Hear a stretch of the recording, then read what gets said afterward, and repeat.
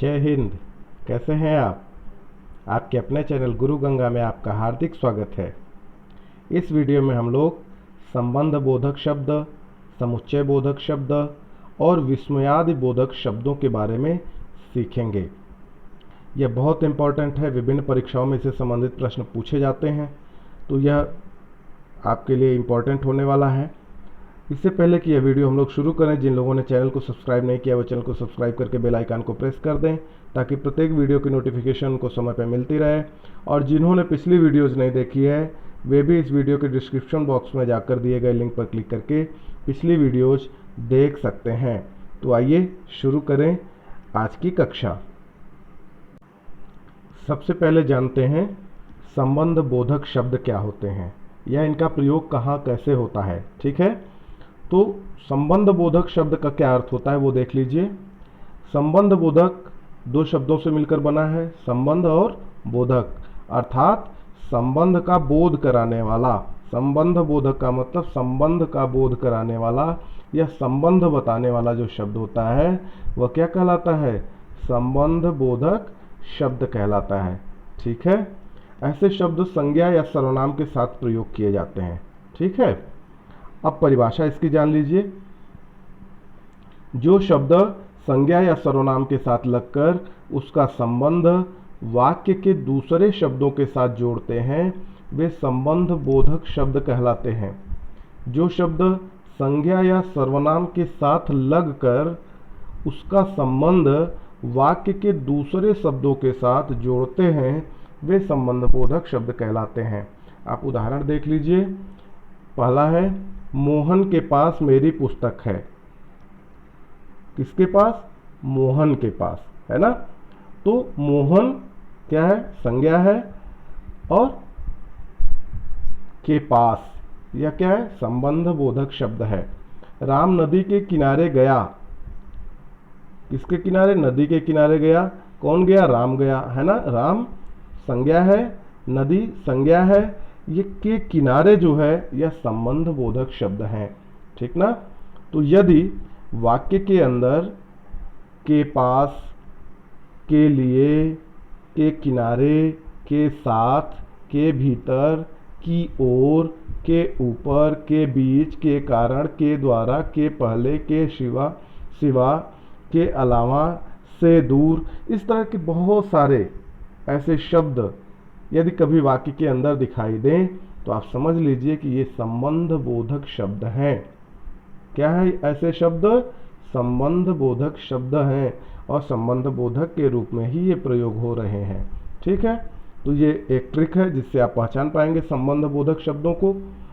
कुछ संबंध बोधक शब्द जो होते हैं वो संबंध बोधक और क्रिया विशेषण दोनों में प्रयोग होते हैं। कुछ शब्द ऐसे हैं जो संबंध बोधक तथा क्रिया विशेषण दोनों में प्रयोग किए जाते हैं, जैसे पहले, बाद, बाहर, भीतर, पास, है ना। ये कुछ ऐसे शब्द हैं, ये सब ऐसे कुछ शब्द हैं जो संबंध बोधक भी हैं और क्रिया विशेषण भी हैं। और इनकी पहचान कैसे किया जाए? तो इनकी पहचान इस रूप में हो सकती है कि वे वाक्य में किस तरीके से प्रयुक्त हुए हैं। ठीक है, तो आइए उसके बारे में थोड़ा सा जान लेते हैं। जब इन शब्दों का प्रयोग क्रिया के साथ किया जाता है तब ये क्रिया विशेषण बन जाते हैं। ठीक है, जब इनका प्रयोग क्रिया के साथ होता है तो ये क्रिया विशेषण कहलाते हैं। देख लीजिए कैसे। जैसे एक वाक्य, राम भीतर खड़ा है। राम भीतर खड़ा है। ठीक है, तो यहां पर राम क्या है? राम करता है ना। भीतर खड़ा है, यानी खड़ा है क्या है? क्रिया है। खड़ा है क्या है यहाँ पे? यह जो है यह क्रिया है। ठीक ना, यह क्रिया है और क्रिया के साथ भीतर शब्द का प्रयोग हुआ है तो ये क्रिया विशेषण हो गया। क्रिया के साथ इसका प्रयोग हो रहा है इसलिए जो भीतर शब्द है वो क्या हो गया? क्रिया विशेषण हो गया। लेकिन जब इनका प्रयोग संज्ञा या सर्वनाम के साथ होता है तब वे संबंध बोधक कहलाते हैं। जैसे राम घर के भीतर खड़ा है। राम कहाँ खड़ा है? घर के भीतर खड़ा है। तो यहाँ जो घर है वह क्या है? घर संज्ञा हो गई और संज्ञा के साथ इसका प्रयोग हो रहा है इसलिए ये क्या हो गया? भीतर शब्द या के भीतर जो है यह संबंध बोधक हो गया। अब आप अंतर समझ गए होंगे। यदि केवल क्रिया के साथ इसका प्रयोग हो रहा है, केवल क्रिया है ना, तो यह जो होगा क्रिया विशेषण होगा। और यदि इसका प्रयोग किसी संज्ञा के साथ हो रहा है तो ये संबंध बोधक कहा जाएगा। ठीक है, संबंध बोधक के रूप में प्रयोग करते समय इन शब्दों के साथ के, की, से आदि लगाते हैं, जबकि क्रिया विशेषण के रूप में प्रयोग के समय इसका प्रयोग नहीं किया जाता। आप देख भी रहे होंगे, यहाँ जब संबंध बोधक है तो के लगा हुआ है ना, लेकिन जब ऊपर था तो यहाँ पर भीतर के साथ के नहीं लगा था, है ना। तो संबंध बोधक में एक विशेषता ये भी है कि जब वो संबंध बोधक के रूप में प्रयुक्त होगा तो उसके साथ के, की, से इस तरीके के कुछ न कुछ शब्द जरूर जुड़े होंगे। ठीक है, तो मुझे लगता है कि आप इसके बारे में सीख लिए हैं, है ना। तो अब अगले की तरफ चलते हैं, समुच्चय बोधक शब्दों के बारे में जान लेते हैं। ये क्या है? जो शब्द दो शब्दों, वाक्यांशों अथवा वाक्यों को आपस में जोड़ते हैं वे समुच्चय बोधक शब्द कहलाते हैं। जो शब्द दो वाक्यों, दो वाक्यांशों अथवा वाक्यों को, है ना, दो शब्दों, वाक्यांशों या वाक्यों को आपस में क्या करते हैं? जोड़ते हैं, वे समुच्चय बोधक कहलाते हैं। जैसे तथा, एवं, और, किंतु, परंतु, या, अथवा, यद्यपि, कि, तथापि, बल्कि, अन्यथा, इसलिए, मगर, जो कि, जैसे कि, है ना। इस तरह के बहुत सारे शब्द हैं। ये क्या है? समुच्चय बोधक शब्द हैं, क्योंकि ये किसी न किसी दो शब्द को जोड़ते हैं या दो वाक्यांशों को जोड़ते हैं या किसी दो वाक्य को जोड़ते हैं, है ना। तो अब देख लेते हैं कि समुच्चय बोधक का काम क्या है, कैसे वो काम करते हैं, किस किस रूप में इनका उपयोग होता है। तो पहला है संयोजक के रूप में। समुच्चय बोधक का जो कार्य है संयोजक के रूप में, वो जान लेते हैं। जब समुच्चय बोधक शब्द दो शब्दों, दो वाक्यांशों या दो वाक्यों को जोड़ते हैं तो ऐसी स्थिति में इन्हें संयोजक कहा जाता है। क्या करते हैं? जोड़ते हैं, तब इन्हें संयोजक कहा जाता है ना। तो कैसे शब्द इनको जोड़ते हैं? जैसे और के माध्यम से जुड़ेगा, तथा है, एवं है ना। ये क्या कर रहे हैं? ये शब्द जो होते हैं समुच्चय बोधक शब्द, ये इन लोगों को, दो वाक्यांशों को, दो शब्दों को, दो वाक्यों को जोड़ते हैं। जैसे आप देख लीजिए, हरीश और श्याम अच्छे मित्र हैं, है ना। तो और क्या कर रहा है? जोड़ रहा है ना। मीरा तथा नीरा बहन है, तथा क्या कर रहा है? जोड़ रहा है। तो जहाँ पे दो शब्द, दो वाक्यांश या दो वाक्यों को जोड़ने की बात होगी, ध्यान दीजिएगा, जोड़ने की बात होगी, तब ऐसी स्थिति में समुच्चय बोधक संयोजक के रूप में कार्य करते होंगे, इन्हें संयोजक कहा जाएगा। दूसरा देख लेते हैं, विभाजक के रूप में। जब समुच्चय बोधक शब्द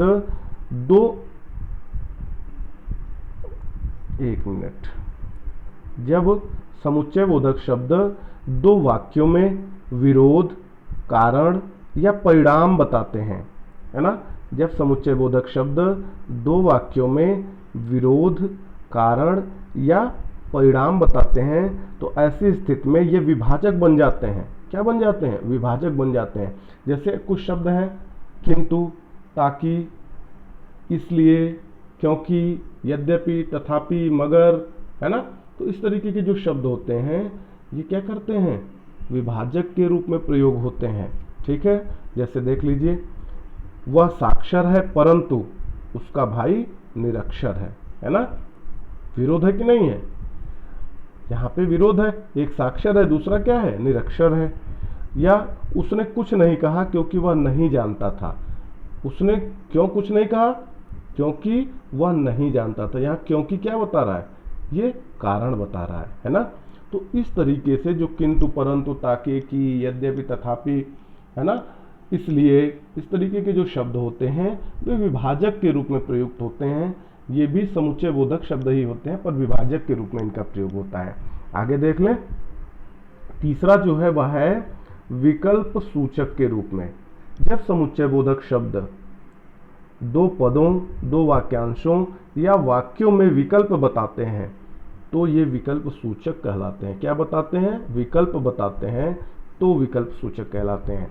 जैसे कुछ शब्द हैं, अन्यथा, या, अथवा, है ना। इस तरीके के जो शब्द होते हैं ये समुच्चय बोधक शब्द हैं पर ये विकल्प बता रहे हैं। आप देख लीजिए उदाहरण के अंदर, यह पुस्तक आप लेंगे या मैं ले लूं, है ना, यानी विकल्प है, या तो आप लीजिए या मैं ले लूं।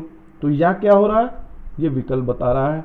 अपना स्वभाव बदलो अन्यथा पछताओगे, यानी यह भी विकल्प है, या तो आप स्वभाव बदल लीजिए या फिर आप पछताएंगे, है ना।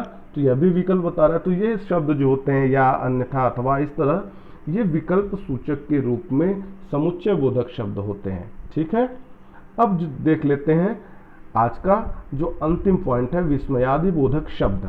ठीक है, तो इसकी परिभाषा आप जान लें।